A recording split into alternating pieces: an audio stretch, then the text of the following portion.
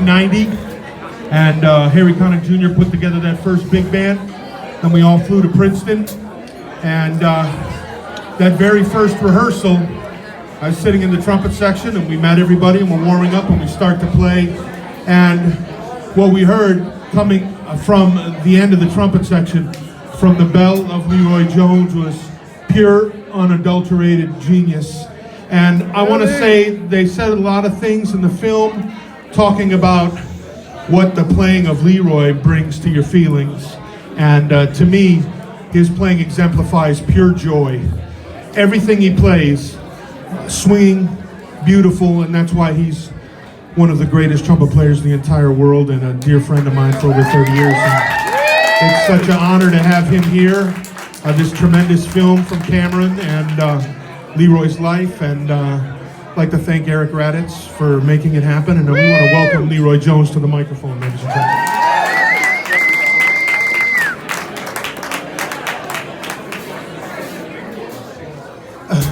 Thanks, Dan. You know, to hear that sort of compliment coming from someone like Dan, who is one of the greatest trumpet players in the world.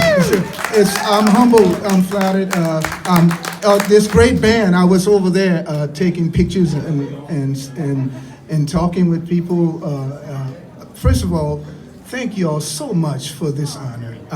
First, I always give thanks to God first, and then, I have to say thank you to Cameron Washington for painstakingly following me around in my house with my drawers. Y'all can see those script, we cut that out, so you can't put that in there. Because he wanted to come over there and catch everything. No, you can't catch everything. Some things. But anyway, and that's probably because my wife didn't want that. but anyway, I thank you so much, Cameron, for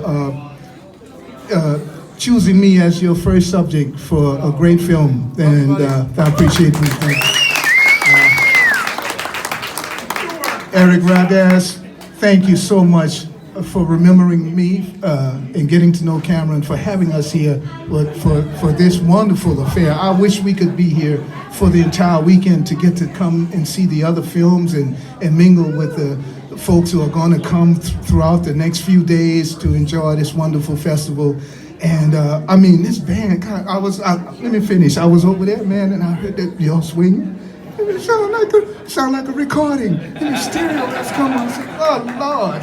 And it's just like, for me, and I think for most musicians, when they get to play, or if they get to hear some music, and people who are not musicians, doesn't matter, it does something to you that it's unexplainable. You know what I mean? Yeah, there was a lady who used to come every year to the Paddock Lounge, which is no longer in existence on Bourbon Street. The Paddock Lounge later became Mahogany Hall.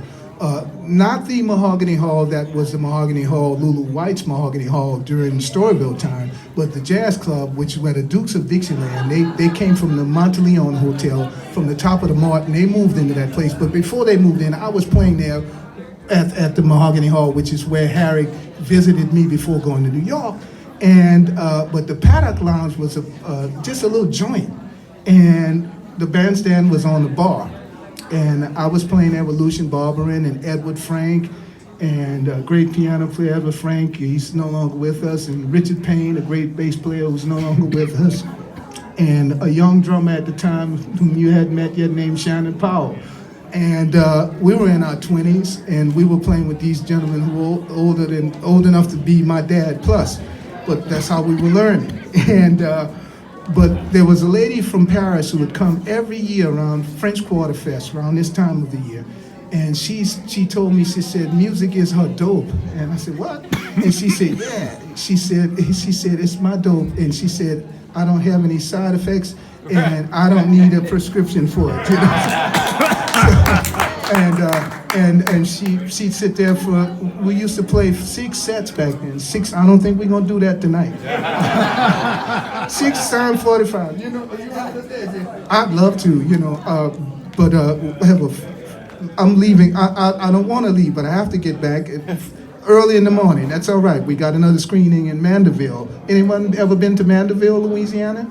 Well, it's on the north shore of Lake Pontchartrain, New Orleans, and then you take the causeway across the lake, and it's an old venue that it was one of those places that was more like a social aid and pleasure, a society that helped people who, and it was originally a place where black people congregated on the North Shore, and they cooked and they did things. If someone didn't have enough money for a funeral, it was like a club, like the second line clubs, the social aid and pleasure clubs, and they pooled in enough money where underprivileged people could afford to have what they needed. If they needed food, if they needed clothing, goods, and all that stuff. So that was sort of working together as we should do.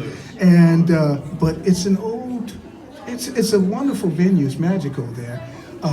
It has no air conditioning and has no heating, so they have fans. So it gets humid in Louisiana too.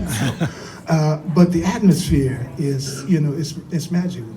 It's magical because I heard that when the riverboats, when there was a ferry that went from New Orleans to Mandeville, a steamboat. The steamboat used to go on the Lake Pontchartrain, not just the Mississippi River. And they would go to Mandeville, the bands would stop there, and then they go to Donaldsonville, and they go to Covington. There were clubs like halls, dance halls, where people would swing out, which is, I'm hoping to see you guys. See, when your music starts feeling good, you have to dance, I mean, you can dance too, brother. I know you're in that chair. I know you can just move around a little bit in there. All right. But anyway, when she said that, I said, wow, that's a great analogy. And anyway, I'm happy to be here, and we're going to play some more jazz for you, some swing music. And I've been asked to sing. I don't consider myself a singer. I consider myself a trumpet player who happens to sing a little bit better than I did on that Saints Go Marching In from 1983. But I will do my best. But in the meantime, I just want to say thank you for the hospitality, which I expected, because this is the Southland, baby. I told Cameron, he's from California, I said, look, bro, you're in the deep South now. I said, people are going to love you, and they don't have to know you that long to love you, to feel you, That's right. And so, thank you all so much.